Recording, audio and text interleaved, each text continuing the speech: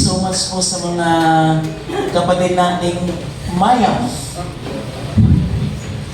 Salamat po sa mensahe ng buhay na nagmumula sa awit. Tunay nga na napakabuti ng Diyos, kasi yung mensahe ng buhay ay angkop sa selebrasyon natin ngayong araw.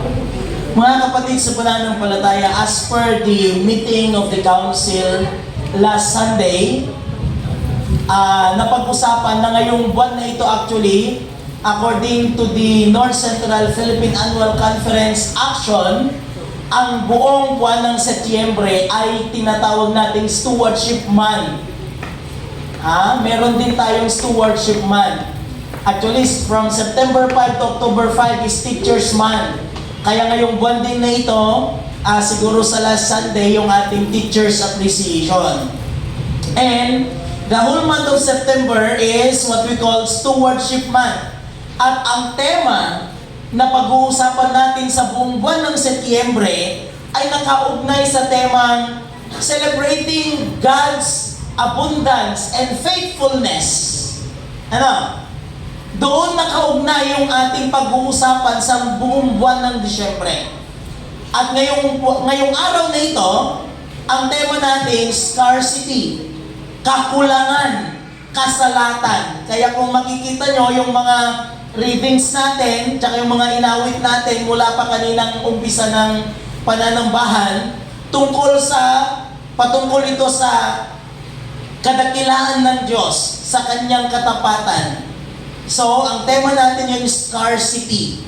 At hindi po ako ang magbibigay ng mensahe sa inyo, kundi mula ngayon hanggang last Sunday of the month, in our Stewardship Month, iba-iba po yung magbibigay ng mensahe.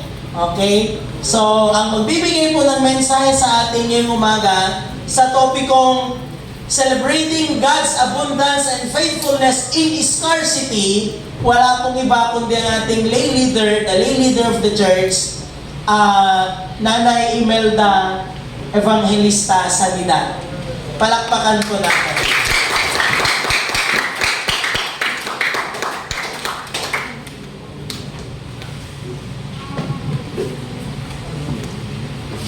Good morning po sa ating lahat.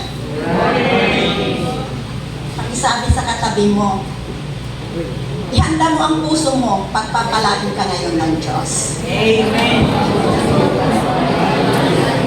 Amen. Kasi nabanggit ni Pastor, ang tema natin ngayon ay Celebrating God's Abundance and Faithfulness in Scarcity, or sa panahon ng kawalan, kakulangan. Paano natin makikita ang pag-ibig at katapatan ng Diyos sa gitna ng kakulangan at kawalan? Ibig bang sabihin, magpapasalamat lang tayo kung sagana tayo? Kung maraming ani, maraming pera, kung maraming pagkain sa pagkainan?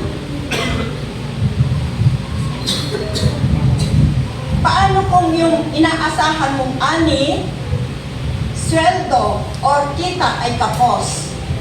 Magpapasalamat ka pa ba? Masasabi mo pa ba na ang Diyos ay mabuti? Yan ang tatalakayin natin sa teksto na nabasa kanina sa first reading.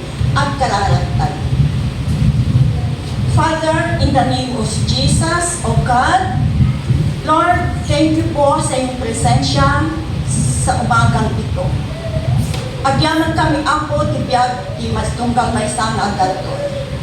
Lord, mangusap ka po sa bawat isa, Panginoon. Lord, magkaroon nawa ng pagbabago, Panginoong Diyos, sa aming pananaw sa buhay sa umagang ito. Kumilos ka, Banal na Espiritu, sa bawat isa sa amin. O God, ganun din po na mangusap ka, Panginoong Diyos, at gamitin mo ako, O God.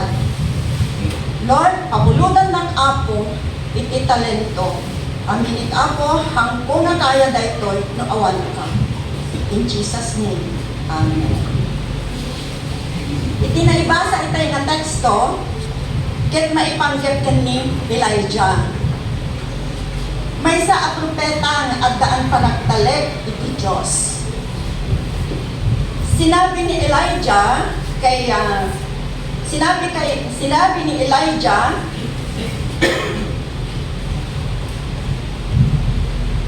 kay King Ahab na hindi uulan or kahit man lang hamog. Kahit man lang hamog ay wala hanggat hindi niya ito sasabihin. Bakit niya sinabi ito? Kasi ang mga Israelita noon sa pamumuno ni King Ahab ay kay Baal sumasampalataya. Kay Baal na kay Baal nila ipinagkakatiwala ang kanilang buhay. At dumating na yung tagtuyot.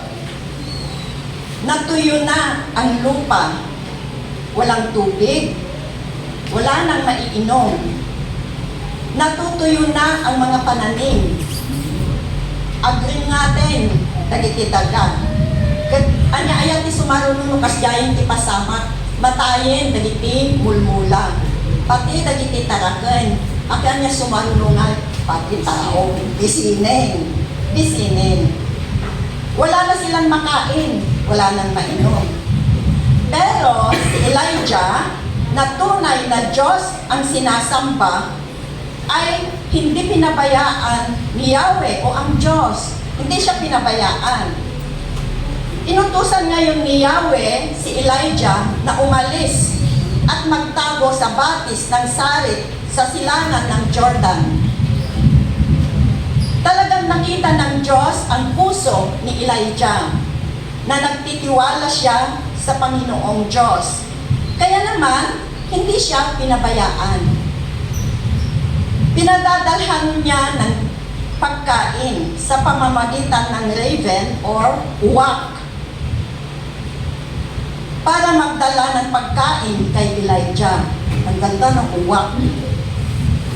Kahit pala nung unang panahon, uso na ang food delivery or food panda nung unang panahon.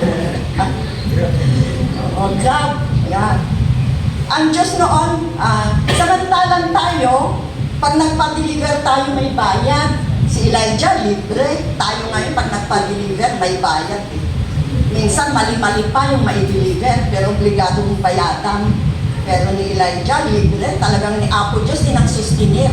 Ikasapulan na. Hindi siya pinabayaan ng Diyos. Datayo naman minsan, ado tibaal tayo.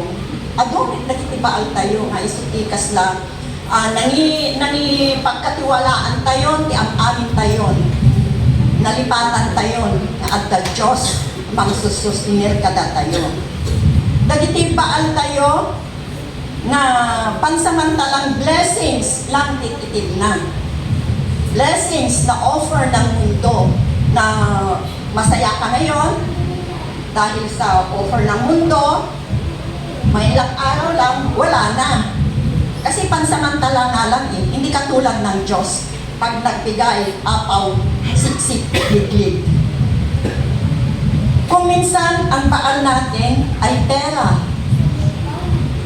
Pag nahawakan na natin yung pera, halos ayaw na natin pakawalan. Talagang napakahigpit ang hawak natin. Ang sabi nga nila, dapat daw, nakaganito tayo. Kasi, pag ganyan, yung mapagbigay ka, nasasalo mo din yung blessings. Isubukan mong nakaganyan, masasalo mo pa yung blessings? Siyempre, hindi. Nakaganyan tayo, siyempre. Talsik. Kailangan daw nakaganyan ka. Ibig sabihin, mapagbigay ka at nasasalo mo din yung blessings. Yun. Hindi lang yun. Talagang sasabihin pa natin kung minsan mas maraming pera si ganito, siya na lang ang magbigay. Baal na naman. Anya pa dagiti baal ita nga panawen. Iti baal tayo naman minsan pa dito yung aga sakit tayo nga amnesia. Well, ada sakit tayo na amnesia nung maminsan. Apay na ako nag-amnesia. Malipatan tayo ngiten. Nga ni Apo Diyos, kit isulang niti pagkapuan ni amin, ni Apo Diyos no ang trabaho, kaliwat ka ng hamo nga may paliwanag, no kasano, nagtungtengkin ka dagiti pagpapala, no kang makikot kalatan ni nagsayaat ni Apo Diyos. Ngayon nung malipatan tayo, malipatan tayo. Iso nga kumakapit tayo na maminsan, kadagiti offer ti mundo. Dagiti trabaho tayo, kunala nga nun ti apon nga sa pulen nga umuna ti pagariyak. Kunana, yung saan tayo nga sa pulen, tayo umuna nun ti kwarta, di nalipatan tayo manen, adam. Ano manen, nagkuwaman tayo amnesia tayo niya. Na medyo nagkuwaman tayo amnesia tayo, nalipatan tayo manen dyan karina nga saan kay ito nga baybayan. Kit inkalina pa nga ited na amin ang masapul mo basta una yung isuna. Ngayon kasla saan tayo sabit nga mamati. Ngamin tanong talaga nga mamati tayo, kit unain nga rod isuna, akas, bilin na. Ti kinaimot tayo, uray no kabailang tayo met ti mangted, kit kasla di tayo mangted. Ngamin mabuting tayo nga maibusan. Ayan, baal na naman. Tingi mabutbutin ka, baka yung caster. Hindi mo ako ni Apo Diyos nga ang tatrabaho, itibiyag mo. Ang tatrabaho, hanggang naagbutin. Nalipatan manin nga kabailang ti Apo, ti mangted, tasaan, apulos, maibusan ti Diyos. Tayo ko na ni pastoren, silangan, hilaga, kanluran, ang pinanggagalingan ng grasya ng Diyos. Tayo namin nililimitahan natin. Pagkapuan ng tunay, tuwitid ko dahil awanin dahil namin di mindset tayo na maminsan. Ti Diyos, ado, dagiti pamuspusan ka. Makadanon din ka, ti pagpapala. Agtiwala lang tayo kanya na. Dijay, no pa namin nagiging sakit tayong amnesia, malipatan tayo namin. No, kasano, ti kinaimpag ti Apo. Dahil ito'y tibaal nga talaga nga naligat. Dahil ito'y nga baal di malipatan, ti kinaimpag ti Apo.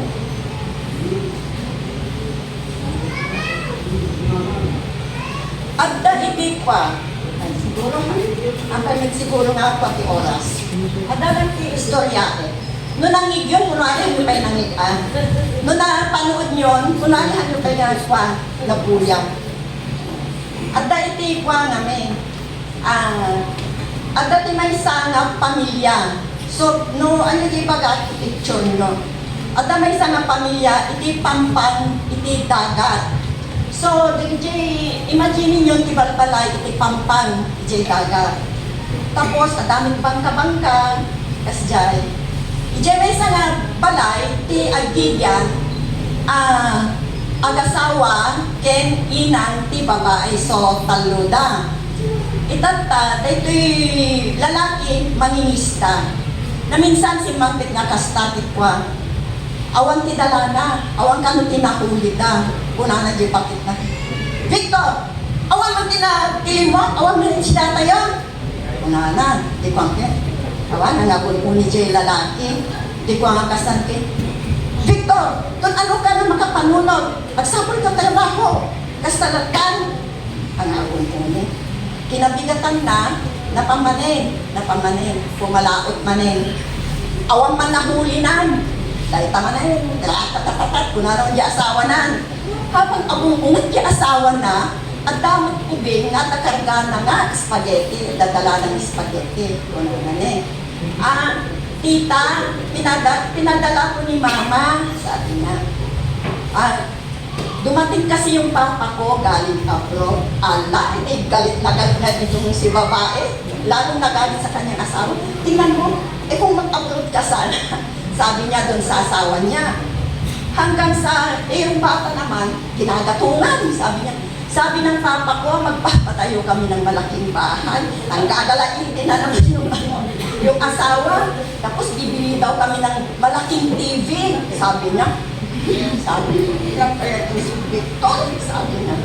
Tapos yun, hanggang sa pumalaot na naman sila, pumalaot sila. Yung ano ngayon,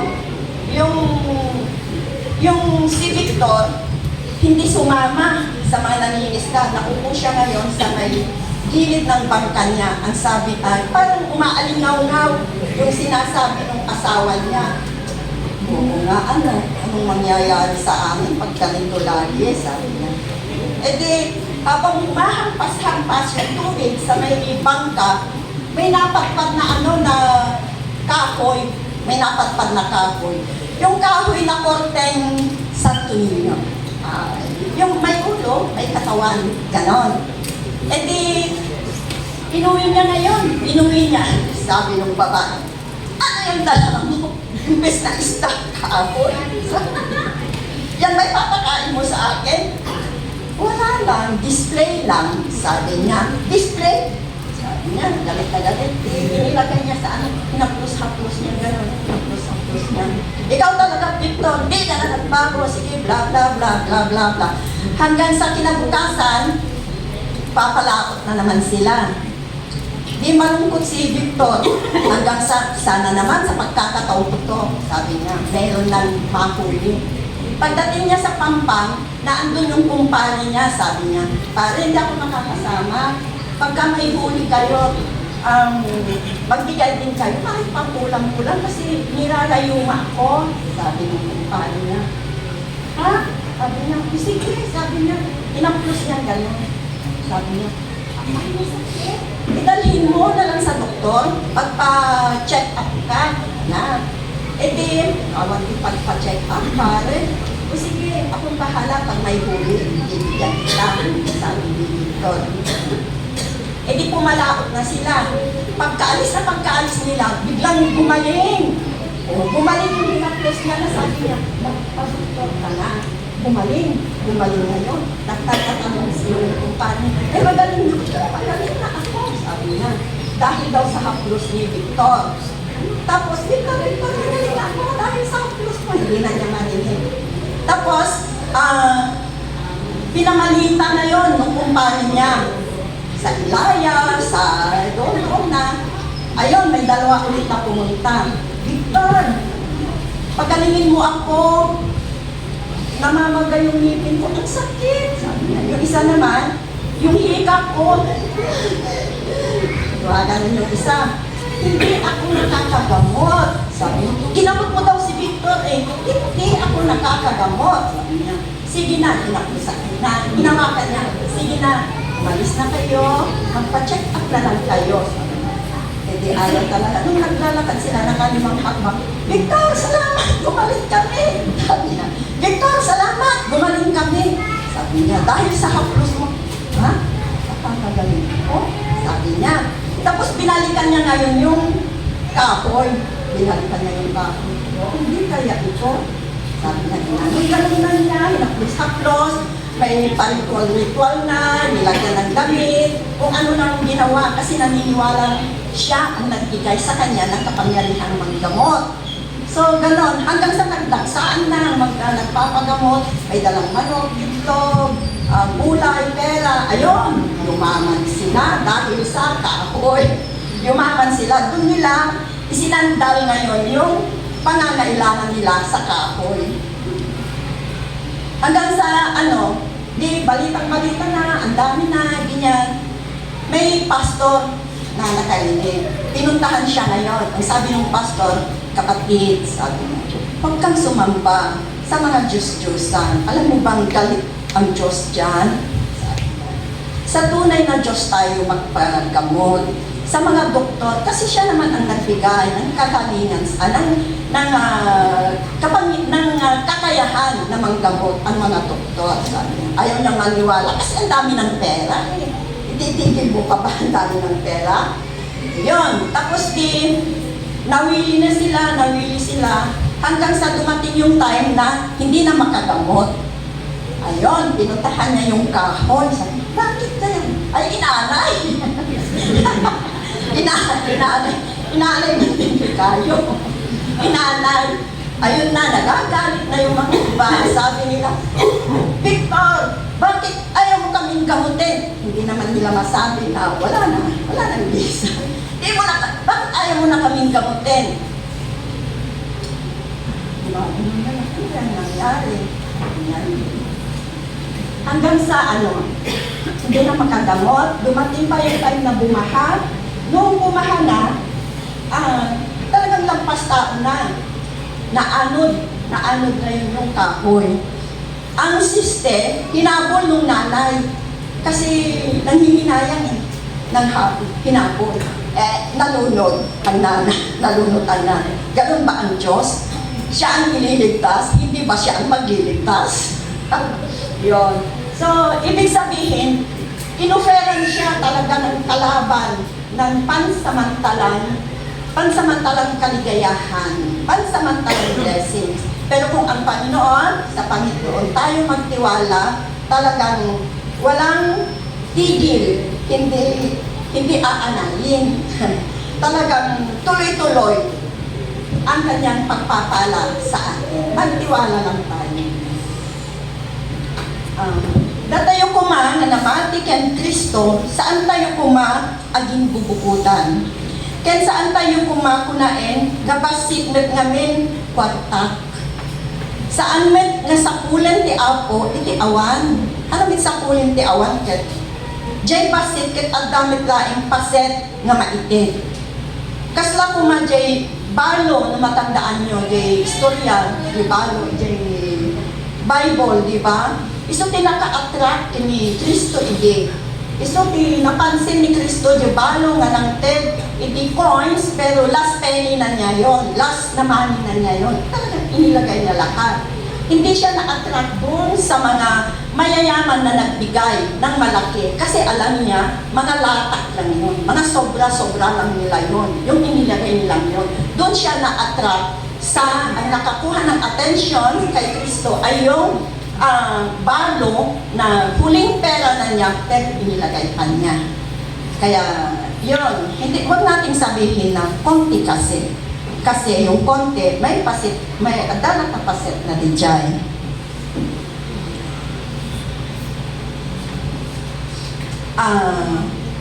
Sa panahon ng kakulangan, huwag natin kalimutan na may Diyos na nagmamahal sa atin.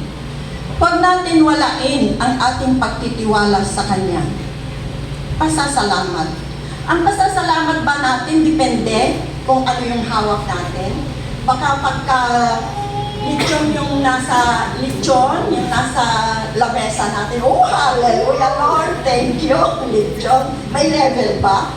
O baka naman pagka adobo lang, tapos may konting thank you, Lord. Ganun lang ba? Paano kung tuyo? Thank you, Lord. Kasi kade. Ado, kinbaset, agyaman tayo, iti apo. Agyaman tayo, iti apo. Iti may kagwa, sa panahon ng kakulangan, magbahagi tayo ayon sa ating kakayahan. Hindi tayo binigyan ng Diyos para sarilinin kung anong meron tayo. Minsan, tayo ang kasagutan ng mga nananalangin. Malamang yung kamag-anak mo, kapitbahay mo, or kaibigan mo ay nananalangin sa Diyos na ang sabi niya, Lord, hindi ko po alam saan ako kukuha ng pagkain namin bukas. Tapos ikaw meron kang di inaasahan na blessings or pinagpalak ka ng Diyos sa araw na yon. Tapos lumapit sa iyo yung kapitbahay mo. Ikaw ang kasagutan ng nananalangin na iyon. Ikaw ang kasagutan. Kaya pinadaan lang sa iyo ng Diyos yung pagpapala. Kaya lang kung minsan, medyo, ayan na naman, umatake si amnesia. Nalipatan tayo. Hantay ng tay boses ni Apo na si kagayan ti kasagutan kadijay ag karkararan. Ti tiyempo ti kinakulang, saan nga iso ti tiyempo ti adayo tayo iti Diyos. Ken panagimot, no diket iso kuma ti tiyempo ti asibig tayo iti Diyos. Gaputa uray pa ti tiyempo ti kinaawan, ti aya grasya ken kinapudno ti Diyos ket aglapusan. agpaisula. Dahil ti Diyos nga magsustinir kada tayo. Diyos nga mangipaay kada iti kasapulan tayo. Uray pa iti tiyempo ti kinakulang. Iso ti Diyos nga mangpunpunno. Kas imawat iti grasya ti Diyos. Mabalin mo kadi nga ibingay. Ti inawat mo kada iti daduma agkasapulan. Daytoy ti kalit kada tayo. Mabalin tayo kadi nga ibilang nga ibingay no anya ti adda kada tayo o ren no tayo mismo ket agkursuran. Ang pinakamataas na pagsasabi na Lord, thank you ay ang pagbabahagi kung anong meron ka.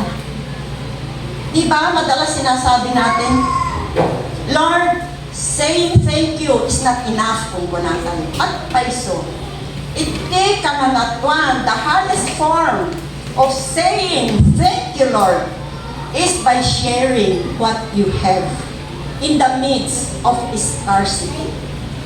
Yan ang pinakamataas na pagsasalamat sa Panginoong Diyos. Yung nagbabahagi ka kahit sa gitna ng kawalan.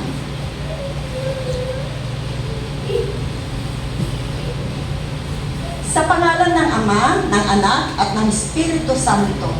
Amen.